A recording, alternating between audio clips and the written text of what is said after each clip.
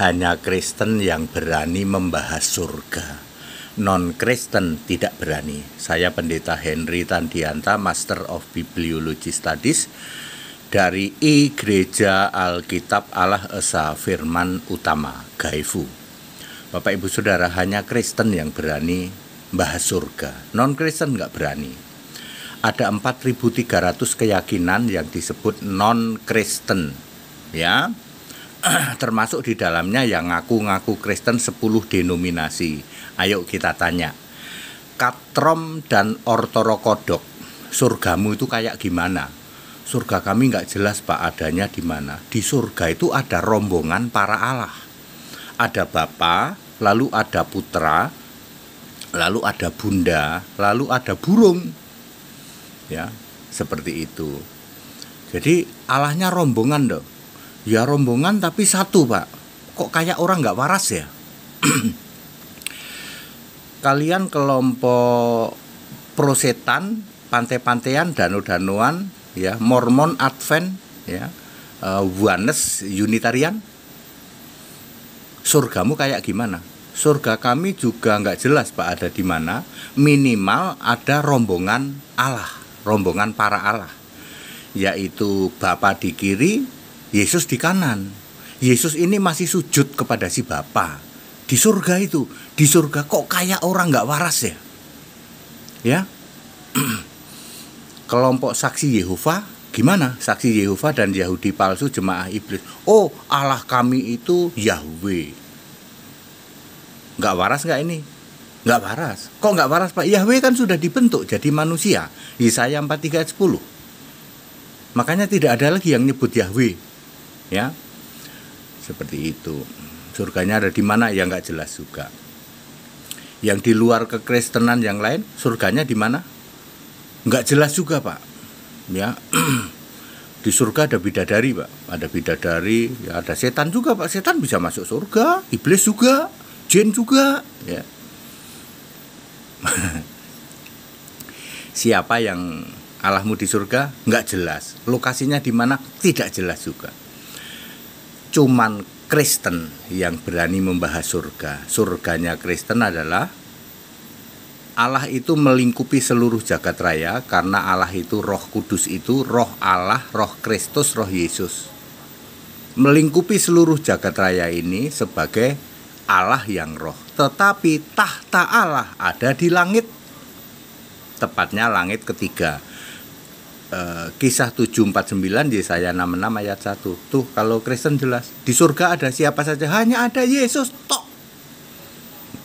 Wahyu 4 ayat 2. Nggak ada Bapa, nggak ada. Nggak ada Bunda, nggak ada. Nggak ada burung Pak. Lah roh Kudus, Roh Allah, Roh Yesus kan memang Allah itu. Jadi ada Allah, ada anak domba.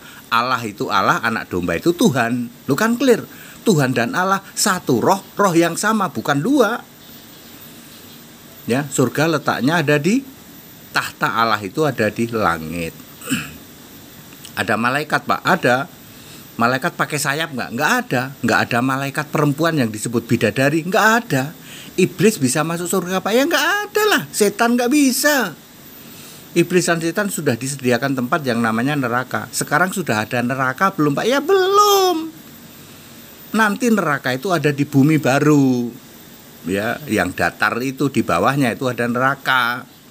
Surganya dari yang sekarang di langit nanti diturunkan di Yerusalem baru namanya, ya. Jadi hanya Kristen yang berani bicara surga. 1 Korintus 15 ayat 19. Kalau hidupmu, keimananmu itu hanya untuk urusan dunia, kamu orang paling celaka. Ada gereja yang menamakan gereja kemakmuran, Prosperity Church. Ada yang mengatakan gereja kesembuhan. Pokoknya itu cuma kesembuhan aja. Itu untuk urusan dunia. Berani nggak kamu bicara surga? Ada keimanan yang ngurusin gimana poligami, melegalkan poligami. Kan enak Pak poligami Pak. Ya, itu urusan dunia. Kamu orang paling malang sedunia. 1 Korintus 15 ayat 19. Beda dengan Kristen. Ketika Kristen itu menjadi milik Allah, maka diperlengkapi setiap perbuatan baik. Jadi nggak usah mikirin cari pahala. Kalau Kristen automatically diperlengkapi perbuatan baik. 2 Timotius 3 ayat 17.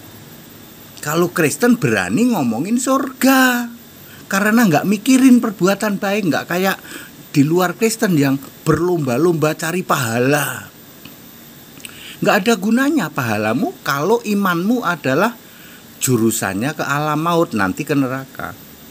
Jadi very clear, hanya Kristen yang berani bicara surga. Sebab surganya Kristen jelas, surga Tritunggal tidak jelas. Ya, Allahnya rombongan para Allah. Demikian pula non-Kristen yang lain juga Allahnya tidak jelas. Yang jelas tidak esa.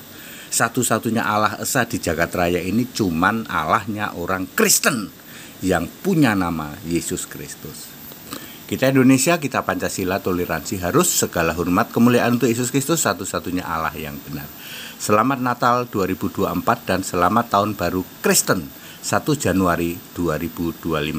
Yesus Kristus satu-satunya Allah yang benar memberkati kita sekalian, memberkati apa yang kita lakukan semua, diubahnya menjadi berhasil untuk kemuliaan Yesus Kristus. Yesus Kristus sebagai Tuhan Allah itu tidak pernah kurang kuasa dan tidak pernah kurang cara untuk memberkati kita. Segala hormat kemuliaan untuk Yesus Kristus satu-satunya Allah yang benar. Haleluya. Amin.